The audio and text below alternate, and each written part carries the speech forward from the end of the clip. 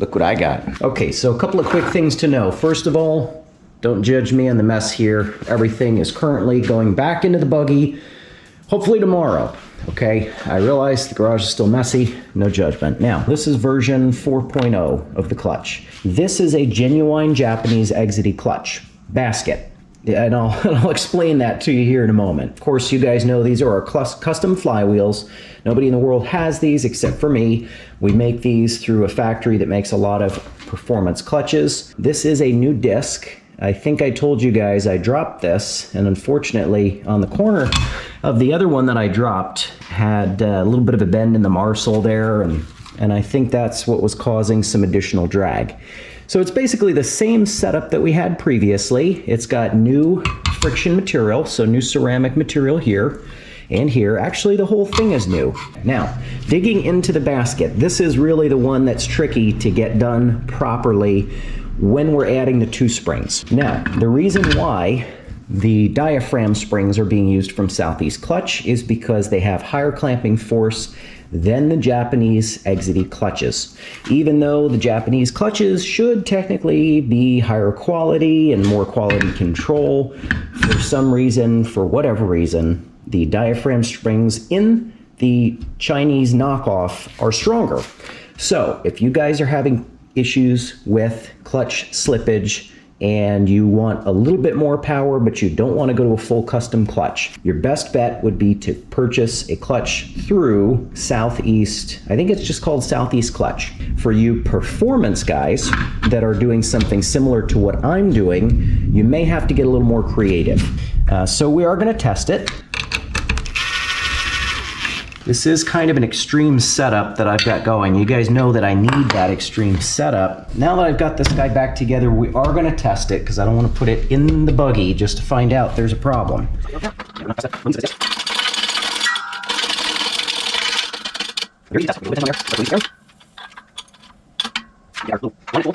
Look at how free this is.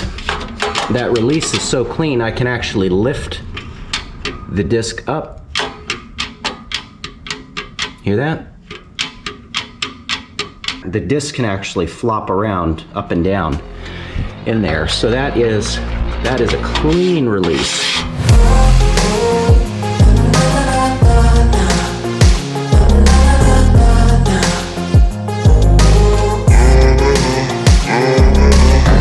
We've got the new clutch put all back together. Need to get the transmission mated so I can get the engine drop back in the buggy. Originally, when I modified this transmission to fit with the buggy, remember I had put a cut here, I angled this down, normally this is angled up, and then I drilled out a hole because the original clutching setup, I needed some extra throw out. Because this is done so well now, I don't need that additional throw out. I'm going to move this pivot point, or not pivot point, but I'm going to move this location out further on the arm here, extend that out further. So, and of course, that's where the original cable clips in, is onto the end there anyway.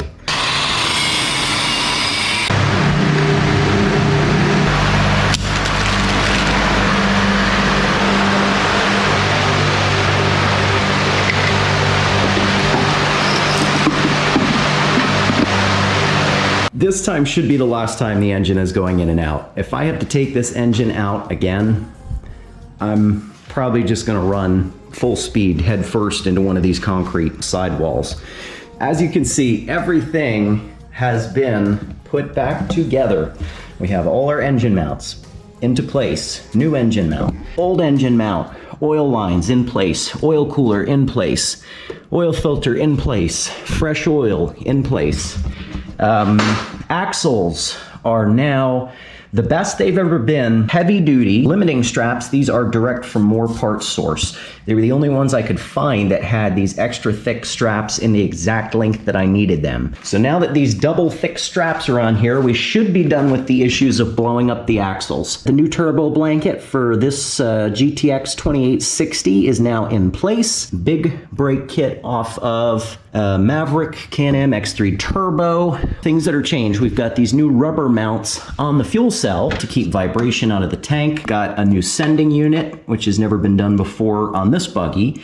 We've got the proper fuel filter into place, which I've never done before on this buggy. I really don't want to push more than about 70 PSI to my injectors. The injectors can handle it, that shouldn't be a problem, but I'm a little bit concerned about pushing that much pressure in through these connections on the fuel line there. We'll see what happens. Hopefully that won't blow off. What do they call them? SQV or SSQV 4s or 5s. I'm not sure which one. You guys know what I'm talking about. But this is a genuine one. My other one worked fine. It was not. It was an eBay clone of that.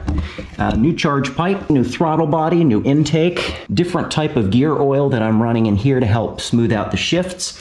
Brand new clutches installed. The big change, the entire engine has been fully rebuilt. Same intercooler that we were running before, same radiator. Some things I just haven't worked on yet was organization, wiring and that sort of thing. And then of course, cleaning my garage. And I'm actually not sure which I'm more excited about, taking this out for its first test drive or actually being able to clean my garage. But you can see we've got the new amp EFI MS3Pro-Evo installed. New wiring harness for the entire engine, a couple of new sensors, things that I've never tested yet to date. New steering system. This was all rebuilt. You saw in some videos while the engine was being built. Power steering. For the first time ever, we've got a power steering setup, which again has yet to be tested. New wheels, new tires. So these are super soft, super sticky. Race tires, these are, what do they call them? The rally snakes back here. I couldn't get rally snakes in the size up here that I wanted for the front. These are the Maxxis Ceros. They're not quite as sticky, but they are a much deeper tread up here. So probably once I burn through these back here, which I will do much quicker than the fronts, of course, being the two-wheel drive, these will get burned out pretty quick. So I might try the Ceros. I really like those and how deep those treads are. Got this all plumbed in. And what I wanted to do is I just wanted to test to make sure my boost solenoid was working properly. And it's real easy to do that. If you have this wired into your ECU, if you just want to kind of test out its functionality, you can run a couple of spare tubes I just have laying around. And what I do is I will blow into one side and then I will activate the solenoid to see where that airflow is going. Now the way that it should be set up by default, if you have this plumbed in correctly, is when we blow into this line here, when I blow into the line that's going in here, I should be getting 100% of that airflow through here, which just means that the engine's running on wastegate. And when you plug this, there should be no air leaks. So that's wastegate pressure. And then with the boost controller solenoid, we should be able to double that pressure. So the range for this setup should be somewhere between about 15 to 30 PSI should be the usable range. So everything's looking good.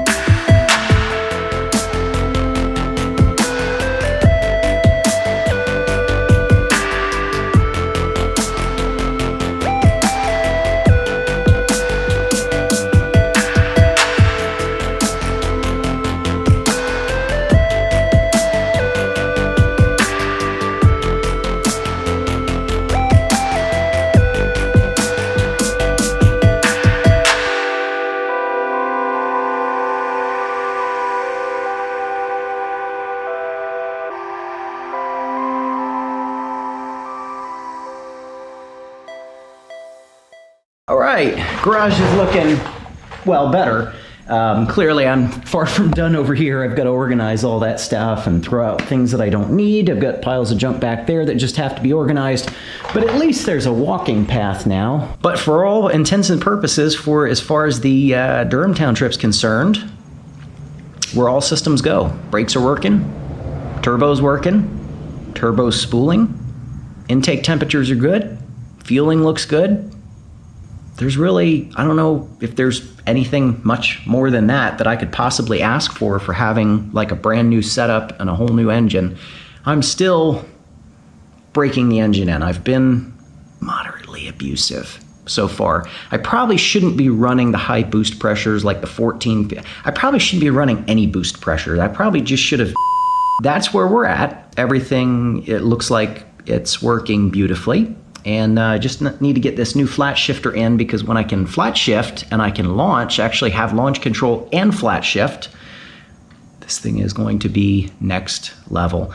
The next day. Something new that I wanted to show you guys, because as you know, this trailer, it's a great trailer. It's not even that old. I think this trailer was a 2018, and I bought it new like 2 or 3 years ago. Yeah, it was built in 18. I think I bought it in 19. So it's like 3 years old. The reason I'm getting rid of it is because those new wheels and tires are so wide. The only way I can get it on the trailer is with these tires on it. And you can see with those, I'm right at the edge there. The other wheels and tires, the main wheels and tires, are going to kick me out to about 76 inches. So you can see this trailer measures a true 6 foot, 72 inch. Unfortunately, can't use that one. Let me show you something new I just picked up today out in Orlando. This is Triple Crown's 6x10 trailer. Okay, but here's the tricky thing. And I didn't know this until I finally talked to some knowledgeable people. And those knowledgeable people, by the way, if you're in Florida, David's Trailers. Best pricing I could find in the state, and most knowledgeable people I could find in the state. Nice LED lights, better brake lights than the other trailer. It's got these, which are, I prefer these so much more over the other trailer. But check this out. This guy, as you can see, is a true 76 inch wide. At least I believe that's all I need in order to get that on the trailer. I can't actually measure it because some of the width of these tires is actually the sidewall.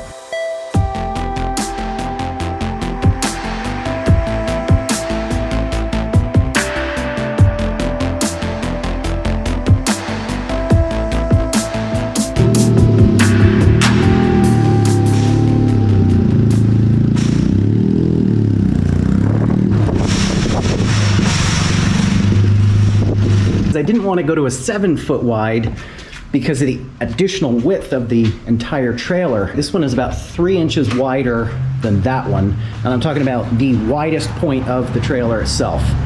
So that is going to work, and you know what? You guys are getting the first view of how it looks on the new trailer. I'd say it's pretty awesome. I was in the truck, I had the back power window down, and I heard it just ever so slightly crinkle, like metal contacting metal.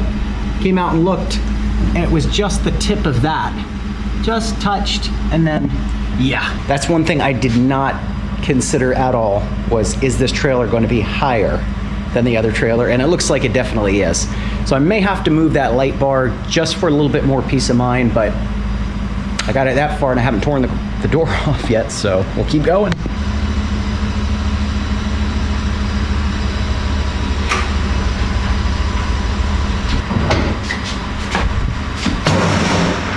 Not as heavy as I thought it would be. I think they say the trailer weighs 900 pounds.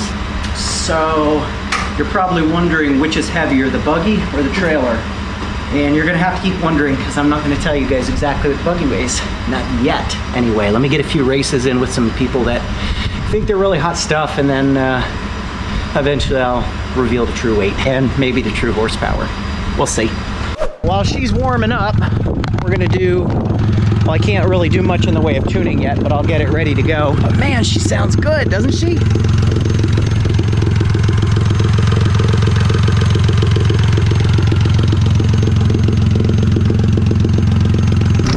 can't believe how fast this turbo is actually cooling.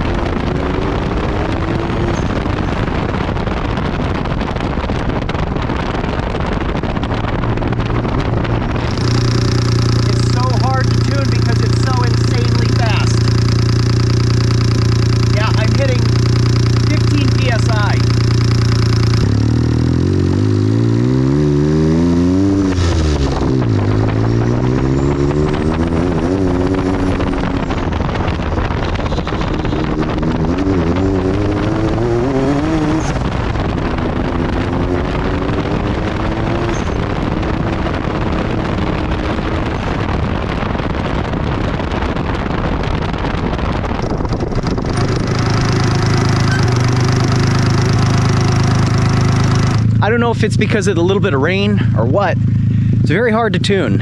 Anything over about 10 PSI, those back wheels are just, they're digging in. Really what I need is I need some paddle tires or something. Those are great tires and they're very expensive tires, but they're not meant for this. But tell me that is not the sexiest little dune buggy you've ever seen.